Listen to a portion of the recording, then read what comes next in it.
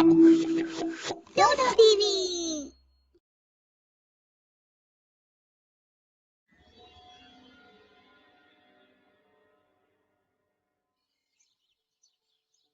मयंक शहर में कॉलेज में पढ़ता था। वो शहर में ही छोटे मोटे काम करके कॉलेज की फीस भर दिया करता था। लेकिन शहर की चकाचौंध में वो अपने माता पिता को भूल गया था। उसने 3 साल से अपने माता पिता से बात तक नहीं की थी। फिर एक दिन अपने दोस्त प्रभात के कहने पर वो उसके साथ अपने गांव सूरजगढ़ आया। उसे पूरा यकीन था कि उसके माता पिता उसे देखकर बहुत खुश होंगे। बाबूजी, माँ, कहाँ हैं आप लोग? देखिए, आपका बेटा आपसे मिलने आया है। लेकिन मयंक के माता पिता ने जब उसे देखा तो वो खुश होने के बजाय उल्टा उस पर भड़क उठे। बेटा, हम लोगों ने तुझे मना किया था ना कि पढ़ाई खत्म होने से पहले गांव मत लौटना। फिर तू यहाँ वापस क्यों आया? बाबूजी, वो मेरी छुट्टियां चल रही थी और आप दोनों से भी मिलने का बहुत मन कर रहा था, इसलिए चला आया। बेटा, लेकिन तुझे अभी यहाँ नहीं आना चाहिए था।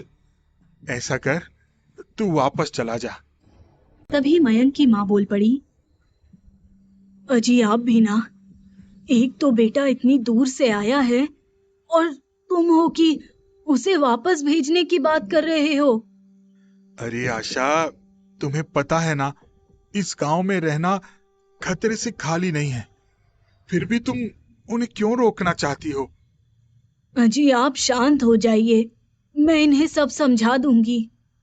देखो बेटा, तुम लोग यहाँ आ तो गए हो, लेकिन ध्यान रखना, रात होने के बाद घर की दहलीज मत लांघना। समझ गए मेरी बात? मयंक ने अपनी माँ की बात मान ली।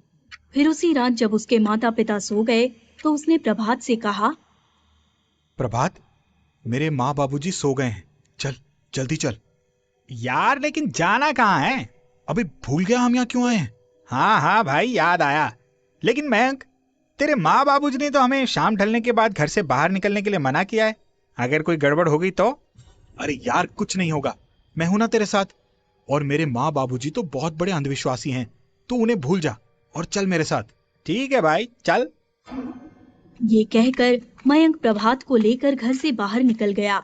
वो दोनों चलते चलते गांव से थोड़ा दूर निकल आए। अरे और कितनी दूर है यार वो जगह? बस पहुंचने ही वाले हैं। मयंक प्रभात को एक शराब के ठेके पर ले आया। ये ले भाई, पहुंच गए। अब तू मेरे गांव की देसी पी के देख, इसके आगे तो शहर वाली अंग्रेजी कुछ भी नहीं है। चल, चलकर मौज करते हैं। दोनों शराब के ठेके पर गए। वहां आसपास काफी पानी भरा हुआ था और ठेके के अंदर एक आदमी खड़ा था जो पूरी तरह से भीगा हुआ था। ये देख मयंक बोला, अरे भाई, यहाँ आसपास तो कोई बारिश नहीं हुई है, तो फिर यहाँ इतना पानी क्यों भरा है? और आप भीग कैसे गए? मयंक ने उस आदमी से सवाल किया, लेकिन उस आदमी ने मयंक के सवालों का कोई जवाब नहीं दिया। लगता है बेचारा गूंगा है। भैया, हमें देसी दारू की 2 बोतलें दे दो। ये सुनते ही उस आदमी ने शराब की 2 बोतल उनके सामने रख दी। प्रभात, ला पैसे दे। क्या भाई, शराब के ठेके पे तू लाया है और पैसे मुझसे मांग रहा है? अरे दे दे यार, अगली बार मैं दे दूंगा। प्रभात ने पैसे निकालकर उस आदमी की तरफ आगे किए, लेकिन तब तक वो आदमी वहां से गायब हो चुका था। यार, अब ये कहाँ चला गया? खैर छोड़ उसे, चल हम अंदर बैठकर पीते हैं। जब वो आएगा तो उसे पैसे दे देंगे। ये कहकर दोनों अंदर कमरे में एक पुरानी कुर्सी और टेबल पर बैठ गए और सीधे बोतल से ही शराब पीने लगे। तभी जमीन से अपने आप पानी ऊपर आने लगा। जैसे जैसे शराब की बोतल खाली होती जाती, वैसे वैसे कमरे में पानी भरने लगता। जब शराब की बोतल आधी हो गई तो मयंक और प्रभात का आधा शरीर पानी में डूब गया। वो दोनों शराब में ऐसे डूबे थे कि उन्हें पता ही नहीं चला कि वो दोनों पानी में डूब रहे हैं। जब उन्होंने पूरी बोतल खत्म कर दी, तब उन्हें लगा कि वो दोनों कंधे तक पानी में डूब चुके हैं। उन्हें आश्चर्य तो हुआ, लेकिन शराब के नशे में उन्हें ये सब एक भ्रम की तरह लग रहा था। यार प्रभात, हम दोनों शराब के नशे में ऐसे डूब चुके हैं कि ऐसा लग रहा है कि हम सचमुच पानी में डूब गए हों। हाँ भाई, मुझे भी ऐसा ही लग रहा है।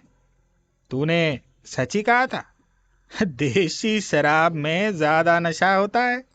मजा ही आ गया भाई। दोनों मजे से एक दूसरे से बात किए जा रहे थे। तभी पानी का स्तर और बढ़ने लगा। वो दोनों गले तक पानी में डूब गए। तब उन्हें एहसास हुआ कि वो लोग सचमुच पानी में हैं। दोनों बहुत डर गए और दरवाजे की तरफ भागे, लेकिन दरवाजा तो बंद था और पानी भी बढ़ता ही जा रहा था।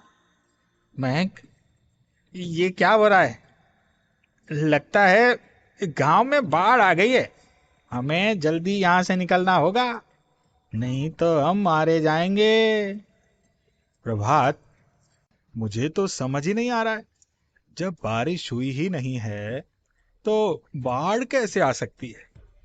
प्रभात, हमें जल्दी इस दरवाजे को तोड़ना होगा। दोनों मिलकर दरवाजे को धक्का लगाने लगे। 2-3 बार धक्का लगाते ही दरवाजा टूट गया और वो दोनों बाहर गिर पड़े।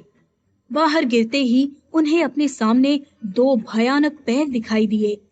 जब उन्होंने ऊपर देखा तो एक भयानक भूत उनके सामने खड़ा था। उसे देखकर वो दोनों कांप उठे और अपनी पूरी तेजी के साथ वहां से भागने लगे। मैंग, हम तो पानी में थे, फिर बाहर आते ही पानी कहाँ गायब हो गया? और वो भयानक आदमी कौन था? पता नहीं यार, मुझे तो लगता है कोई भूत था। जल्दी भाग, वरना वो हमें जिंदा नहीं छोड़ेगा। दोनों भाग ही रहे थे कि तभी उन्हें एक छोटा सा घर दिखा। दोनों जल्दी उस घर में घुस गए और दरवाजा बंद कर लिया। तभी उन्हें पीछे से किसी के हंसने की आवाज आई। जब उन्होंने पीछे मुड़कर देखा तो वहां एक चुड़ैल थी। मयंक और प्रभात के तो जैसे पैरों तले जमीन ही खिसक गई।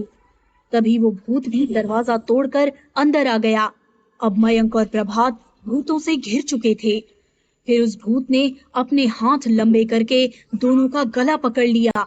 दोनों दर्द से छटपटाने लगे। मौत उनके बिल्कुल करीब थी। इतने में मयंक के पिता किशन वहां पहुंच गए। उनके हाथ में एक खतरनाक तलवार थी। उन्होंने वो तलवार भूतों की तरफ आगे कर दी।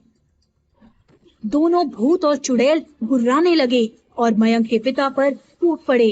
करीब 10 मिनट चले घमासान में मयंक के पिता ने तलवार से दोनों को काट डाला। भूत और चुड़ैल वहीं आग में जलकर भस्म हो गए। किशन मयंक और प्रभात को जल्दी से घर ले आया। बाबूजी, आखिर ये हो क्या रहा है? आखिर ये भूत कहां से आए? बेटा, पिछले साल इस गांव में बाढ़ आई थी, जिसमें सारे गांव वाले डूबकर मर गए। तब से उनकी आत्माएं यहां भटक रही हैं। अब यहां कोई जिंदा नहीं बचा है। ये रहा तुम्हारा सामान। तुम लोग अभी के अभी ये गांव छोड़कर चले जाओ। मयंक को अब उसके सारे सवालों का जवाब मिल गया। वो प्रभात के साथ गांव छोड़कर जाने लगा।